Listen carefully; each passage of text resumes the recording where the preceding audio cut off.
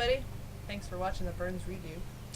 This week we were doing reviewing the Darjeeling Limited, suggested by Jack, and thanks Jack for suggesting this because I've never seen this before, and this is an awesome movie.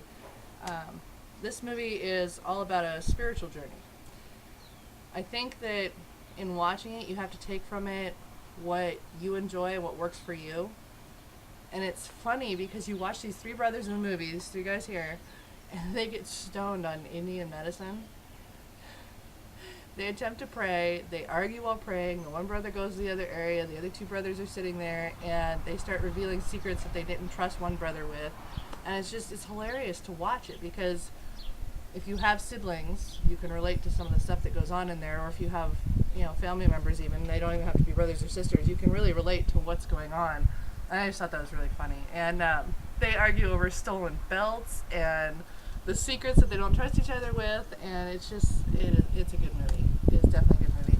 But after watching this, I kind of felt a little bit numb in a way because I could relate to so many scenes in it, and I don't think there was a dull moment throughout the entire movie for me. But the brothers, which was Owen Wilson and Adrian Brody and Jason Schwartzman, they end up dragging Louis Vuitton luggage, which if you know Louis Vuitton, you know obviously it's expensive, luggage all over India. They want to hang on to the memory of their deceased father, and none of them can stand the fact that their mother was absent from their father's funeral the year before. So Owen, being a survival of this motorcycle accident, which is why I look like this, by the way, I was trying to mimic what he looks like in the movie. And if you could see the cover, I came pretty close. I just have to do this. Now I look like him. Owen Wilson takes the lead of being the father figure by ordering their own food while they're on the train, making all the arrangements with some guy that's supposed to be hidden that they don't talk to, and basically he ends up coming off as being fussy, overbearing, overprotective, just major control freak is what he comes across as. Yet, while watching him making the decisions, you could almost see the other two brothers kind of flash this sign of relief on their faces because they really didn't want the responsibility in the first place, even though the one brother says, I'll order for myself, and then he respects that, Owen Wilson respects that, and he lets him order for himself the next time around.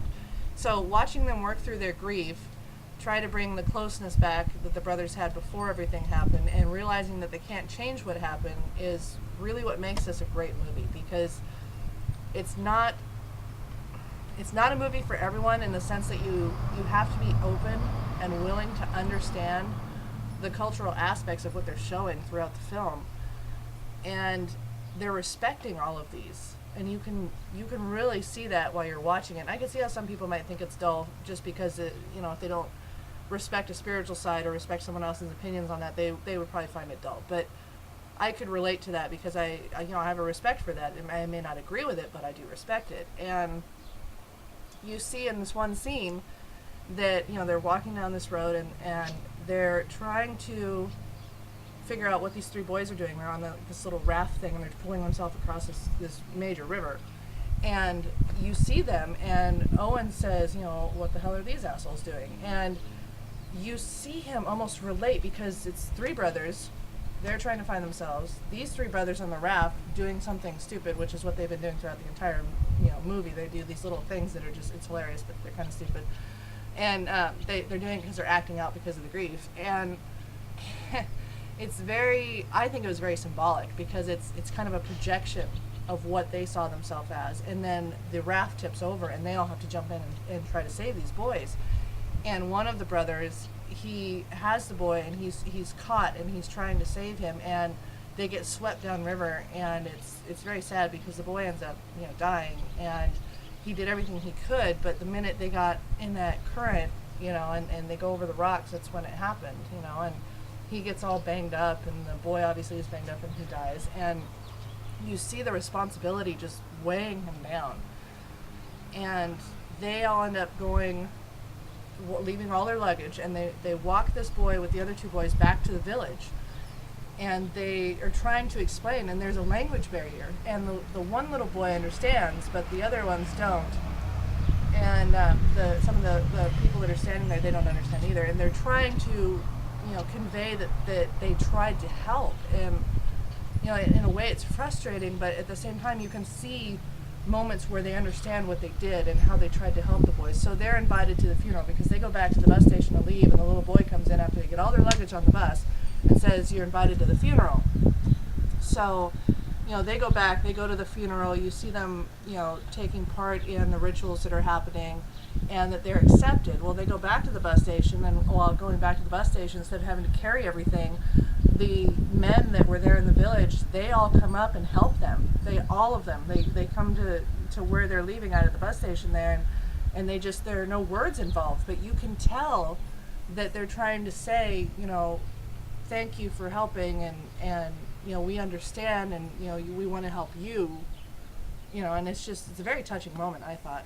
This is a pivotal moment for Adrian because he was blaming himself the entire time, Adrian Brody, and you see him realize that he did everything he could. He understood and he accepted it and started to let go of some of the grief. You see Jason Schwartzman trying to get rid of that feeling that his ex-girlfriend has that hangs over him by sleeping with the beverage attendant, only to find out that it was pretty much just a forethought into the disruption of the memories of his ex-girlfriend. So that's his lashing out. And when they all end up meeting up with their mother, it's then that they basically find their true enlightenment, because they see her. She exposes them to a new way of talking without using words, so they use their eyes, and she's crying, and you see the camera work there is phenomenally awesome, but they go back and forth between each person, and you can see what they're trying to say without saying it, and I thought that was amazing. And she tries to explain to them why she's where she's at, and that tranquility of knowing that you can help someone, and that takes away her pain. You can see that it takes away her pain of losing their father, and that she never attended the funeral because she didn't want to feel that massive amount of pain or that emotion. It comes across as kind of being a rude gesture, but in a way I can understand why she did it. And in turn, she the next day, after explaining to them that she's going to be there, they're going to make all these arrangements and everything, and she does what Owen Wilson was doing in the film with, you want this, you want this, you want this, who wants scrambled eggs in the morning, and they all raise their hand, and she's making the decisions, and you can see why he kind of took that role. But she ends up running away. She takes off, and she's nowhere to be found the next morning, and they basically, they know that she did that, they understand it, but that gives them the reason to do this one final thing that really brings them close. And seeing that trust build throughout the movie between the brothers, it's very moving and it's very honest. It's not, it's not a forced thing, and you don't feel like, oh, well, they just did that because it's the movie. You get so engrossed in the movie, you don't realize it's a movie, you think it's a story. And, the actors, they did a great job of playing their parts in the film, because the way that they conveyed that, you didn't see them as Owen Wilson or Adrian Brody or Jason Schwartzman. You see them as the characters they're playing. And the filming locations in India are gorgeous. I mean, I know everybody says, oh, it's India and it's a desert, blah, blah, blah, but you really get to see a lot of the color and life that the country has to offer, and how the traditions are strictly adhered to. And it's like I said, it's a very spiritual movie, but nothing that projects itself onto you unwillingly. You have to be open to watching it, and open to the idea of the movie itself. The sentiments, the rituals, the appearance of what's happening, just to get the true effect and appreciation of what the director and the writers were trying to get across to you with the story. And I really enjoyed this movie. I think that if you haven't seen it yet, you need to watch it, because I do recommend this movie. I had never seen it before. I mean, I heard about it when it came out. It was pretty big when it came out, and thank you, Jack, again for suggesting it, because this is going to be one that I'll end up going and buying the Blu-ray, because I rented the DVD because I didn't own it. So yeah, I'll be definitely buying the Blu-ray for this. But if you haven't seen it, go out and rent it. Darjeeling Limited, very good movie. And thanks for watching Burns Redo this week, and we will see you guys next week. Bye!